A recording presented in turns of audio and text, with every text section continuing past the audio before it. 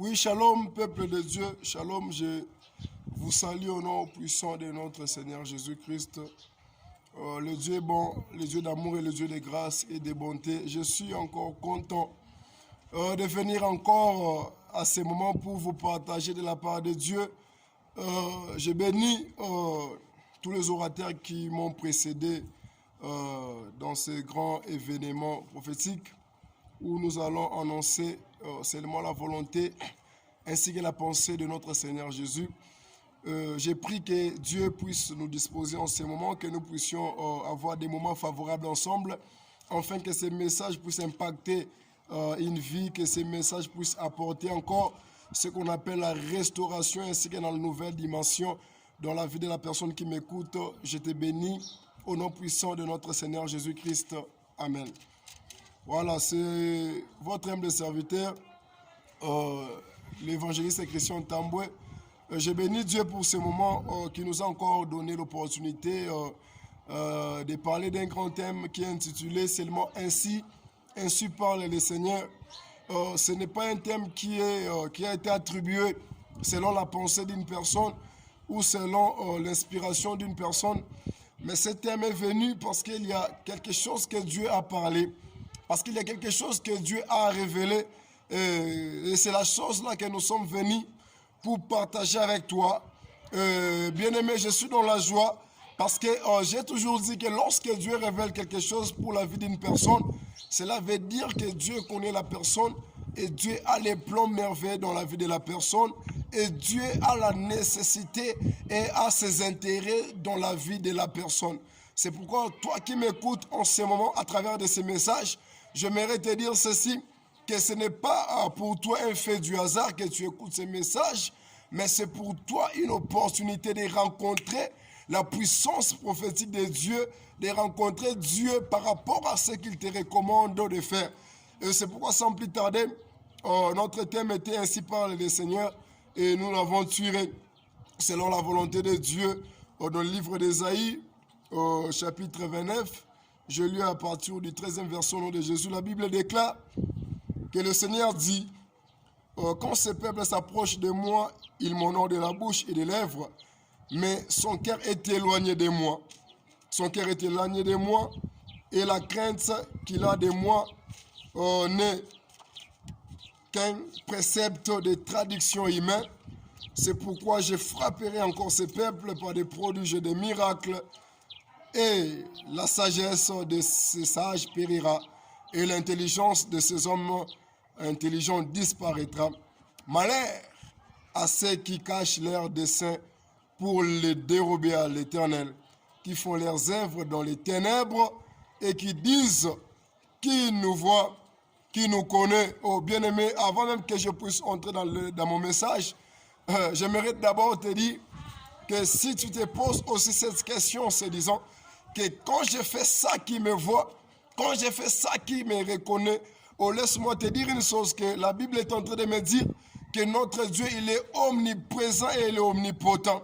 Donc il n'y a pas quelque chose qui peut se passer sans le contrôle de Dieu. Il n'y a pas quelque chose qui peut se réaliser sans que Dieu puisse le savoir, sans que Dieu puisse en être au courant. C'est pourquoi j'aimerais te dire ceci, qu'en amont, partant de tout ce que tu fais, que ce soit dans les ténèbres, que ce soit dans le noir, quel que soit, je ne sais pas moi, à quel endroit que tu fais ça en cachette, oh bien-aimé, j'aimerais t'interpeller ceci, que tu puisses connaître que Dieu te voit, parce que lui, il a des yeux pas comme les yeux des hommes. Lui, il est un Dieu qui est partout, au même instant, et il sait voir ce que l'homme est en train de faire.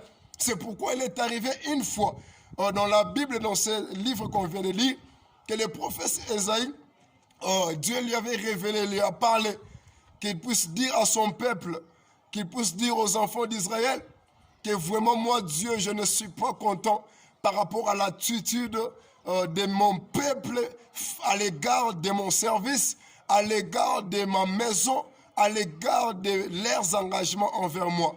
Oh bien-aimé, j'aimerais te dire ceci, que lorsque Dieu parle, ce n'est pas pour te dire que l'Éternel n'a pas besoin de toi ou que l'Éternel n'a pas la nécessité de t'avoir, non. Mais lorsque Dieu t'interpelle une chose, c'est pour toi le signe pour te dire que Dieu t'aime beaucoup et il n'a pas besoin de te perdre. Parce que Jésus était même en train de dire à ses disciples qu'il va falloir que moi je puisse d'abord m'en aller, que je puisse partir, que je puisse aller à la maison de mon Père, que je puisse rentrer là où j'étais, afin de préparer pour vous une place pour que vous puissiez venir, qu'on puisse être ensemble avec moi, avec vous, mes disciples, avec les anges, que nous puissions demeurer ensemble dans la présence de mon Père, que nous puissions demeurer ensemble dans la maison de mon Père. Donc le souci majeur de notre Seigneur Jésus, ce n'est pas de voir une âme périr en enfer, mais c'est voir une âme aller au ciel et rester héritier aussi du royaume des cieux. C'est pourquoi l'Éternel a interpellé son peuple à travers les prophètes, à travers des hommes de Dieu, à travers des serviteurs, en leur disant maintenant qu'il faut que mon peuple ne puisse pas avoir les habitudes hypocrites, que mon peuple ne puisse pas avoir les habitudes qui ne font pas office d'un enfant de Dieu. C'est pourquoi lorsque nous regardons ces messages, l'Éternel voulait tout simplement d'abord nous dire ceci, que lorsque nous nous rapprochons de Dieu, lorsque nous nous rapprochons de la présence de Dieu, nous ne devons pas avoir l'état hautain. Nous ne devons pas avoir l'état des païens. Nous ne devons pas avoir l'état des hypocrites. Nous ne devons pas avoir l'état des gens qui ne connaissent pas Dieu, non. Mais nous devons nous approcher avec sincérité dans le saint temple de Dieu. Nous devons s'approcher avec sincérité à servir Dieu. Parce que Dieu a remarqué que beaucoup de ces personnes qui viennent au devant de lui avec une casquette de saints, avec une casquette de gens qui servent Dieu avec sincérité. Mais en réalité, ce n'est pas la réalité. Oh bien-aimé, j'aimerais te dire ceci, que toi qui écoutes ce message, moi et toi, nous sommes appelés à s'approcher de Dieu avec sincérité, à abandonner l'hypocrisie, à ne pas venir comme étant des personnes qui sont des agneaux, or qu'à l'intérieur nous sommes que des loups. Non. Oh, l'Éternel te recommande, bien-aimé, que tu puisses être une personne sincère. Sois une personne juste lorsque tu sers Dieu. Sois une personne juste lorsque tu fais les œuvres de Dieu. Ce n'est pas que les personnes te connaissent d'une autre manière, mais toi aussi à l'intérieur, Dieu te voit d'une autre façon. Non, j'aimerais te dire que l'Éternel a insisté beaucoup du fait qu'il a besoin de toi. Il a besoin de toi dans la sincérité. Il a besoin de son peuple tel qu'il a confié la mission, que son peuple puisse faire sa volonté sur la terre. C'est pourquoi le message est clair. Ainsi parle l'Éternel, que tu dois arrêter de penser que ce que tu fais dans les ténèbres, l'Éternel ne te voit pas. Oh bien-aimé, nous n'avons pas besoin de te perdre, que ton âme aille à l'enfer, mais nous avons besoin, ensemble avec les anges et les serviteurs de Dieu, que tu puisses aussi bénéficier de la royauté, que tu puisses aussi bénéficier de l'héritage du royaume des cieux. Parce que la Bible est en train de me dire ceci. Jésus dit à ses disciples qu'est-ce qui est important qu'un homme de gagner et de bénéficier de toute richesse de ce monde, mais qu'il puisse rater, qu'il puisse ne pas avoir accès au royaume des cieux. Ô bien-aimé, j'aimerais te dire que l'Éternel est en train de te parler maintenant. Arrête ce que tu fais, sers Dieu dans la sincérité et dans la crainte. Arrête ce que tu fais dans le cachage. Arrête ce que tu fais en te disant qu'on ne me voit pas. Non, oh bien-aimé, même si les hommes ne peuvent pas te voir, je te dis qu'il y a un esprit qui te voit. Parce que Jésus est en train de dire ceci, que vous qui m'avez accepté, vous qui avez accepté de me suivre, vous qui m'avez accepté dans vos vies comme Seigneur et Sauveur, moi je vais habiter en vous et vous serez en moi. Oh bien-aimé, lorsque tu pars faire des choses dans les ténèbres, laisse-moi te dire que Dieu est là tout près de toi en train de t'observer, en train de regretter, de dire que voici la personne que j'ai envoyée pour accomplir ma mission.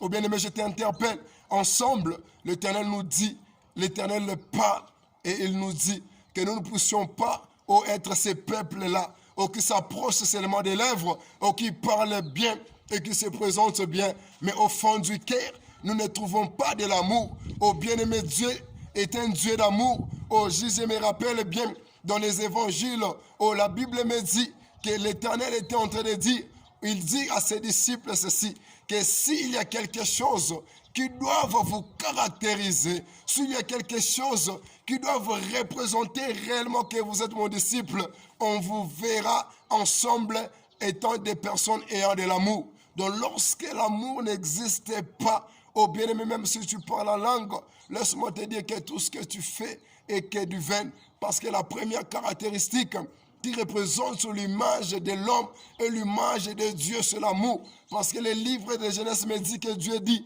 que créons l'homme à notre image et à notre ressemblance.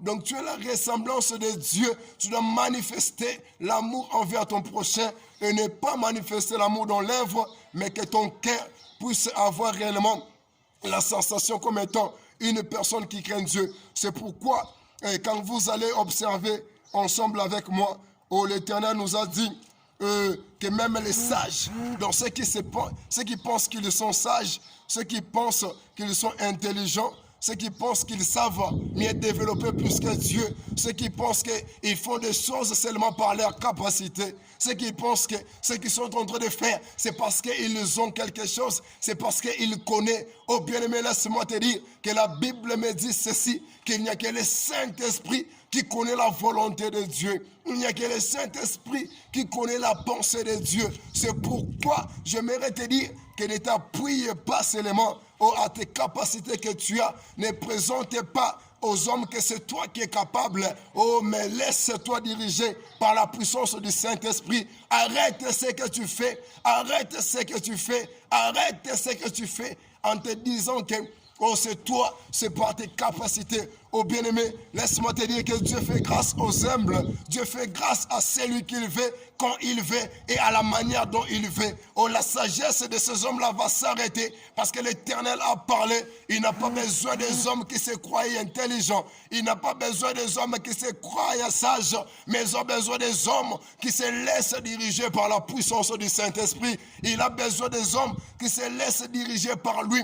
C'est pourquoi l'Éternel te parle et il te dit encore, arrête de ce que tu fais, arrête ce que tu fais, arrête ce que tu fais, parce que l'Éternel a besoin que tu puisses lui servir dans la sincérité. Oh, c'est pourquoi quand vous regardez dans les livres des Titres premiers, le verset 16, la Bible est en train de me dire qu'ils font profession de connaître Dieu, mais ils lient Dieu par leurs œuvres étant abominables.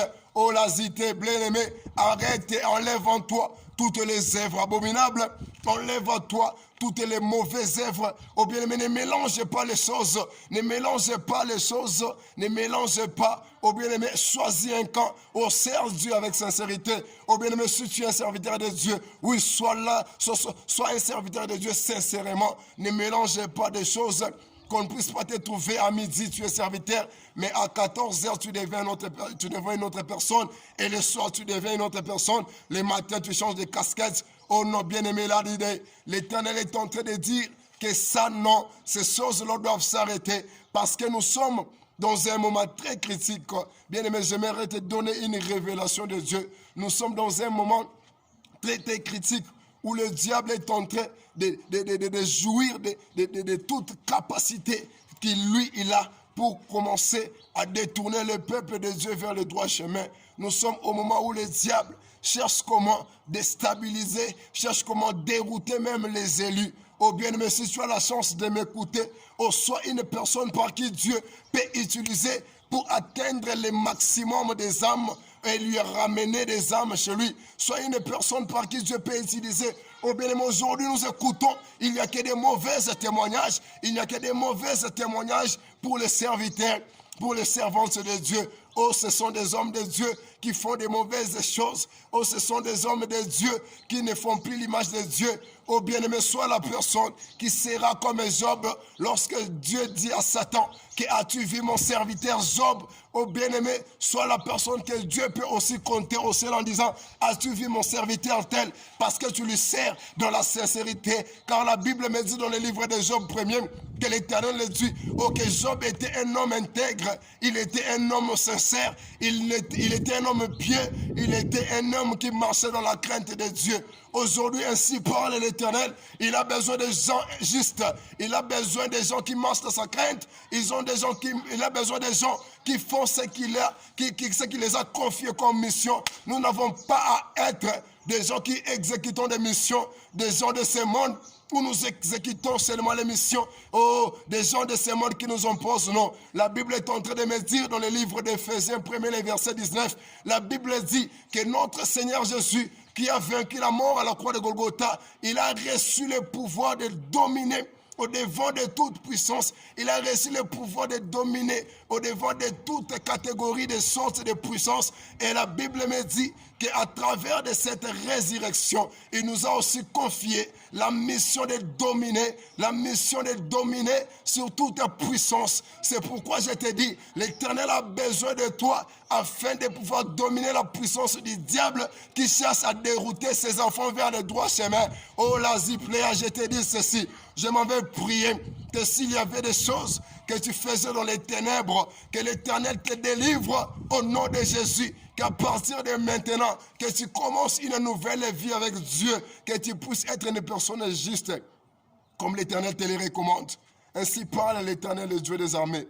Ainsi l'Éternel Dieu te dit, ô bien-aimé, que ne sois pas une personne qui s'approche de la présence de Dieu seulement dans la bouche en louant, seulement dans la bouche. C'est comme si tu étais un vrai adorateur, mais à l'intérieur de toi, on trouve que les choses maléfiques, on trouve que les choses et les œuvres du ténèbre. Au bien-aimé, je te dis, c'est à travers de ce message, prends une bonne position, parce que l'Éternel a parlé et il a besoin que tu puisses entrer dans ton droit chemin.